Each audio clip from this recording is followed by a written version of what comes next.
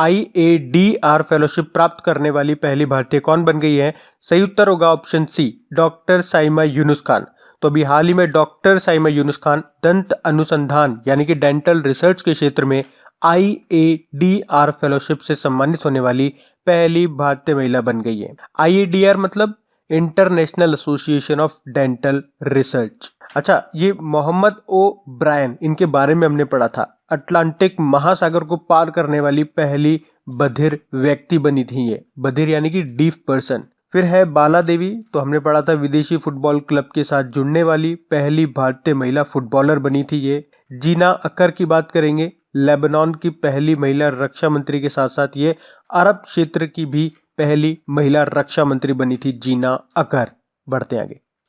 फिर है हाल ही में किसे भारतीय पैरालंपिक समिति का नया अध्यक्ष बनाया गया है? तो सही उत्तर होगा ऑप्शन ए, दीपा मलिक को। तो पैरा एथलीट हैं ये दीपा मलिक और इन्हीं को भारतीय पैरालंपिक समिति का नया अध्यक्ष चुना गया है।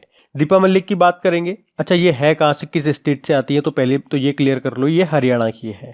पद्मश्री पुरस्कार इनको मिल चुका है और सबसे इम्पोर्टेंट हमने पढ़ा था अभी 2019 का राजीव गांधी खेल रत्न पुरस्कार इनको मिला था। इनके साथ पहलवान बजरंग पुनिया को भी मिला था, तो ये पॉइंट इंपॉर्टेंट रहेगा। इसके अलावा अभी जनवरी में ही हमने पढ़ा था दीपा मलिक और पहलवान योगेश्वर दत्त को अखिल भारतीय खेल परिषद में शामिल किया गया था, तो ये पॉइंट भी याद रखना है। अच्छा, भारतीय पैरालंपिक समिति का हेडक्वार्टर कहाँ पर है? तो बेंगलुरु में है, ये भी याद रखना। बढ़ते हैं आगे। फिर है हाल ही में भारतीय नौसेना ने मतला अभियान नामक अभ्यास कहाँ पे शुरू किया है? तो सही उत्तर होगा ऑप्शन सी, कोलकाता में। तो अभी भारतीय नौसेना ने कोलकाता में एक तटीय रक्षक सुरक्षा अभ्यास शुरू किया है जिसका नाम क्या रखा है? मतला अभियान। और इस अभियान का उद्देश्य है स्थानीय समुदायों को तटीय सुरक्षा के बारे में जागरूकता पैदा करना। और इसका ये जो नाम है ना मतला, ये पश्चिम बंगाल की मतला नदी के ऊपर रखा गया है, मतला अभियान। अच्छा, मतला अभियान है ये, इसे माल्टा अभियान मत कह देना क्योंकि एक माल्टा नदी आपकी लेटविया नाम के देश में भी है, ठीक है? तो माल्टा नहीं है, ये मतला है, MATLA।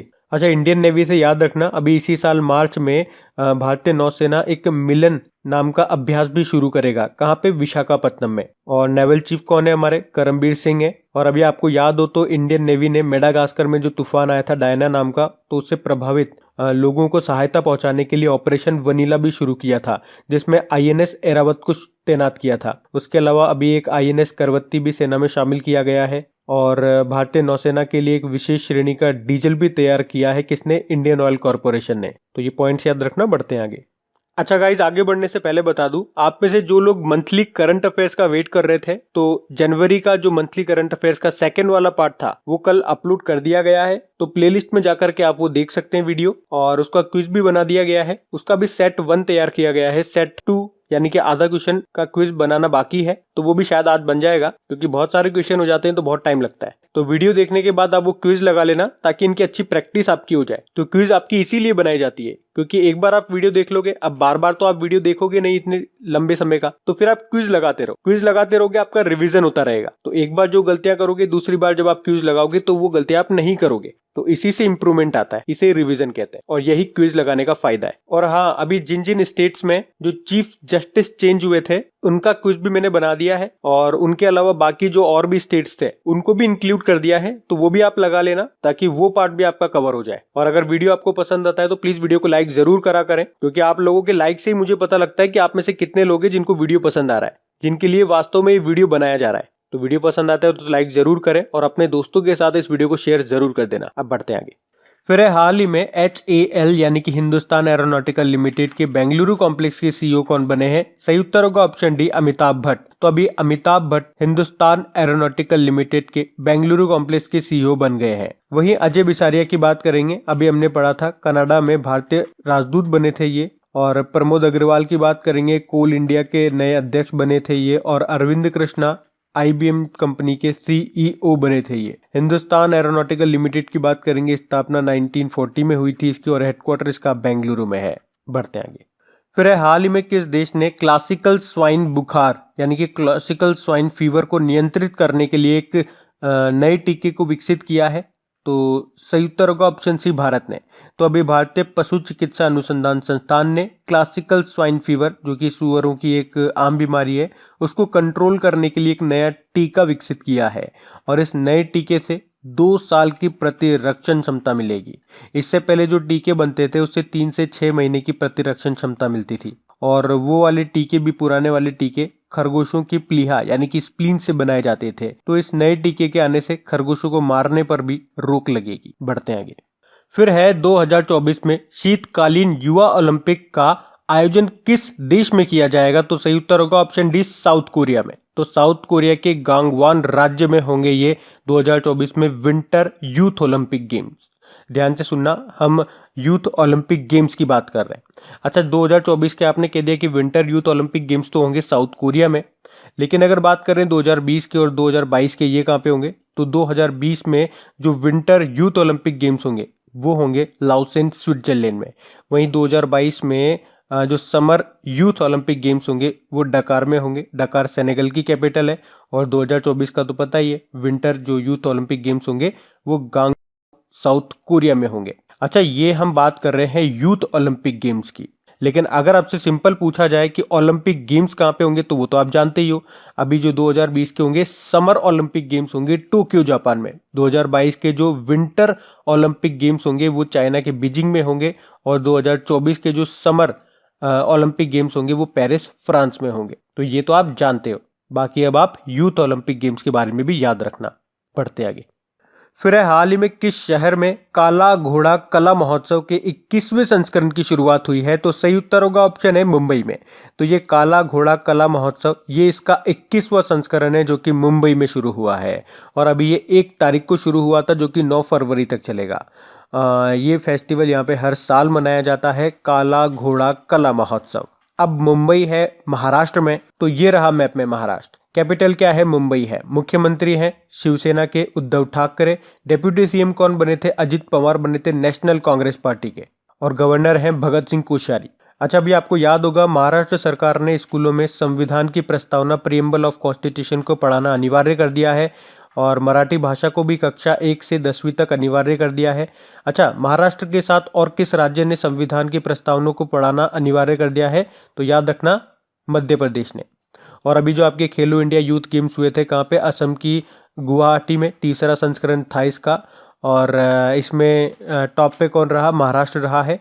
256 मेडल जीते टोटल इसने। गोल्ड, सिल्वर, ब्रोंज की बात करेंगे तो 78, 77, 101 का रेशो रहा। और अभी जनवरी में ही भारत में पहली बार 5वें वैश्विक ड्रोसोफिला सम्मेलन हुआ था। कहाँ पे? पुणे में पहली बार हुआ था, तो ये इंपॉर्टेंट रहेगा।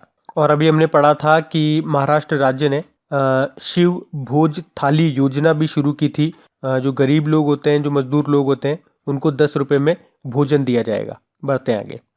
फिर है, हाल ही में नाडा ने रविंदर सिंह पे 4 साल का प्रतिबंध लगाया है। आपको बताना है इनका संबंध किस खेल से है। सही उत्तर होगा, पहलवान है ये। अच्छा, रविंदर सिंह के अलावा नाडा ने अभी एक वेट लिफ्टर है रामशद, उन पे भी प्रतिबंध लगाया है, क्योंकि प्रतिबंधित पदार्थों का ये सेवन करते हुए पाए गए। इसी कारण से 2 साल का उन पे प्रतिबंध लगाया गया। तो याद रखना, रामशद वेट लिफ्टर है। और अभी कुछ समय पहले हमने पढ़ा था, कुछ और खिलाड़ियों पे भी इन्होंने बैन लगाया था, जैसे कि सरबजीत कौर जो कि वेट लिफ्टर है, 4 साल का बैन लगाया इन पे। सीमा, वो भी वेट लिफ्टर है, इन पे भी 4 साल का बैन लगाया था। एक सुमित सांगवान थे, बॉक्सर हैं ये, और 1 साल का बैन लगाया था इन पे भी। तो ये नाम भी आपको याद रखने हैं। नाडा मतलब नेशनल एंटी डोपिंग एजेंसी। तो ये भारत देश में ये देखती है कि कोई प्रतिबंधित पदार्थों का, दवाइयों का सेवन तो नहीं कर रहा है, और अगर ऐसा करता हुआ पाया जाता है तो उस पर ये बैन लगाती है, प्रतिबंध लगाती है। अच्छा, नाडा ने अभी भारत में किसे अपना ब्रांड एम्बेसडर बनाया था? तो सुनील शेट्टी को बनाया था।